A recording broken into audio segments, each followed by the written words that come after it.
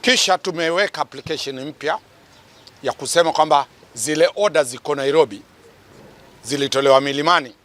ziweze kuondolewa, sababu tulipoangalia ile application Nairobi hamna tajo lolote walilolitaja la kusema kwamba kulikuwa zile kesi, zile account zilikuwa hapo. Kwa hivyo wamesema hawako tayari kuendelea, wanahitaji muda kuweka hati ile affidavit kujibu maswala yetu. Kwa hivyo mahakama imekubaliana, wamepewa masaa waweze kutupa, waweze kuandika ni kwa nini walifanya walioyafanya, kisha kesi itaendelea mwendo wa kuanzia saa 8. And now after serving the state of our application, what they have resolved, even